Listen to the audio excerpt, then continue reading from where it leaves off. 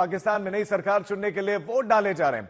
पाकिस्तान में वोटिंग की तस्वीरें भी आनी शुरू हो गई। ये चुनाव 16वीं नेशनल असेंबली के लिए हो रहे हैं, लेकिन माना जा रहा है कि पीएम पद की रेस में पूर्व पीएम नवाज शरीफ सबसे आगे चल रहे हैं। उन्हें पाकिस्तान की सेना का समर्थन भी हासिल है, बताया जाता है। 74 साल के नवाज शरीफ अगर पीएम बने तो फिर वो रिकॉर्ड चौथी बार पाकिस्तान के पीएम बनेंगे। पूर्व प्रधानमंत्री इमरान खान जेल में है और जेल में होने के कारण नवाज शरीफ की पाकिस्तान मुस्लिम लीग नवाज यानी कि पीएमएलएन चुनाव में सबसे बड़ी पार्टी बनकर उभर सकते हैं। इमरान खान की पार्टी के उम्मीदवार निर्दलीय रूप से चुनाव लड़ रहे हैं, क्योंकि उच्चतम न्यायालय ने उनकी पार्टी को उनके चुनाव चिन्ह पर रोक लगा दी थी। अब इस मुकाबले में बिलावल भुट्टो जरदारी की पाकिस्तान पीपल्स पार्टी पीपीपी भी शामिल है। बिलावल को उनकी पार्टी की ओर से प्रधानमंत्री पद का उम्मीदवार घोषित किया गया है, उनको चेहरा बनाया गया है। लेकिन नवाज शरीफ इस रेस में सबसे आगे हैं, क्योंकि पाकिस्तान में अगर सत्ता में पहुंचना है तो उसमें सेना का सहारा चाहिए होता है, और सेना जिसके साथ माना जाता है कि वो पहुंच जाता है सत्ता में। पाकिस्तान में ये चुनाव बहुत अहम है। इमरान खान चूंकि जेल में है और ऐसे में आसान राह नवाज शरीफ के लिए बताई जा रही है, लेकिन क्या क्या नीतियां नवाज शरीफ की भारत को लेकर रहती है और कैसी उनकी छवि है। नवाज शरीफ पर वो इलाज के नाम पर विदेश गए, लेकिन जब उनकी सरकार वापस लौटी, गठबंधन में उन्होंने सरकार बनाई, तब जाकर वो वापस पाकिस्तान लौटे। 3 चरणों में वोट गिने जाते हैं। यहां पर गलत या कैंसिल वोट भी इसमें अलग रखे जाते हैं। जो वहां की चुनाव प्रक्रिया है बहुत डिफरेंट है। फॉर्म 45 और फॉर्म 46 पर काउंटिंग का वहां डेटा लिखा जाता है। 3 अलग अलग चरण होते हैं और फिर बैलेट पेपर को गिनकर चैलेंज किए गए बैलेट। तो मतदान खत्म होते ही फिर पोलिंग अधिकारी वहां पर वोट गिनना शुरू कर देते हैं। चुनाव के दिन ही यहां परिणाम आता है। देर रात 2 बजे तक हर हाल में परिणाम घोषित करना होता है। तो काउंटिंग भी शुरू हो जाएगी और आज ही रात 2 बजे से पहले जो रिजल्ट है वो घोषित कर दिया जाएगा। पोलिंग अधिकारी उस काम में लग जाते हैं वोटों की गिनती के। रात 2 बजे से पहले परिणाम घोषित करना होता है। लेकिन पाकिस्तान में इस बार परिस्थितियां बहुत अलग है।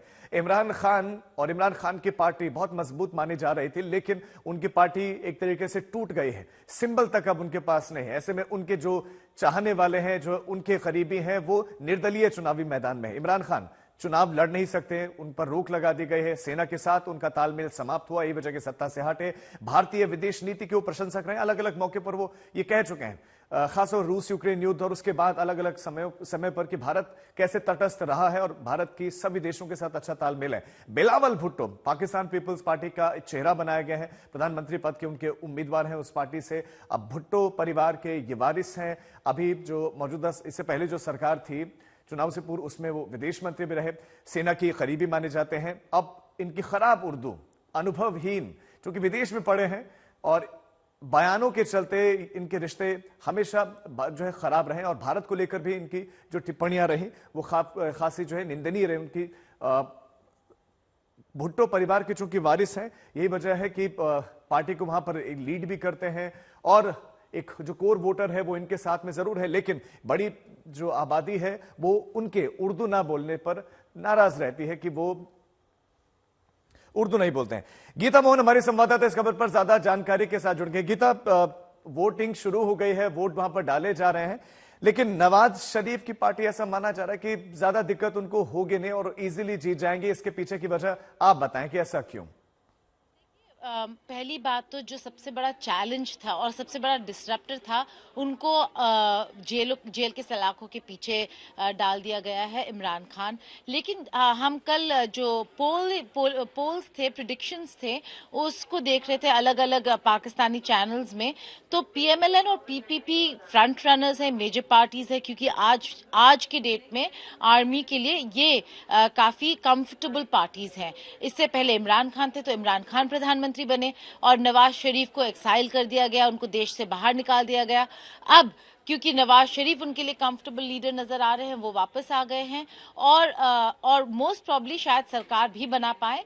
लेकिन जो आंकड़े नजर आ रहे हैं उसमें सबसे इंटरेस्टिंग जो नंबर्स हैं वो इंडिपेंडेंस के हैं। कौन है ये इंडिपेंडेंस जो शायद 80 तक के सीट्स ले जा सकते हैं? वो इंडिपेंडेंस है पीटीआई मेंबर्स जो इंडिपेंडेंट के तौर पे लड़ रहे हैं, क्योंकि पीटीआई का जो बैट सिंबल है उसको इलेक्शन कमीशन ने खारिज कर दिया था। तो हर एक को अपना एक सिंबल मिला मिला है, लेकिन अगर आप उनके कैंपेनिंग को देखते तो हर कोई पाकिस्तान तहरीक इंसाफ के फ्लैग के नीचे के अंडर अपना कैंपेनिंग कर रहा था। तो ये जो 80 नंबर या 80, 90, 60 के जो इंडिपेंडेंस जीत के आ सकते हैं शायद, अगर जिस तरीके से पास्ट में रिकॉर्ड रहा है, अगर कुछ गड़बड़ ना हो तो अगर ये आते हैं तो ये बहुत बड़ा फॉर्मिडेबल ऑपोजिशन होगा नेशनल असेंबली में पीएमएलएन और पीपीपी के खिलाफ।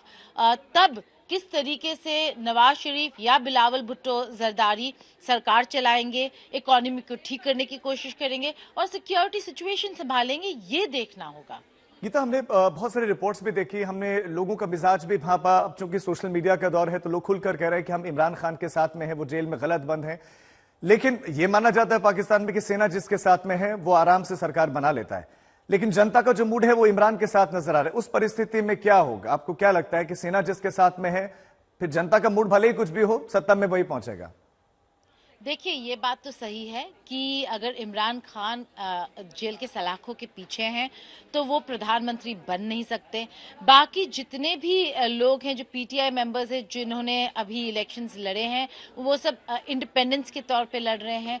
और अगर आप ओपिनियन पोल या नंबर्स देख ले, उसमें भी अभी पीएमएलएन फ्रंट रनर बना हुआ है और सेकंड में पीपीपी खड़ा है।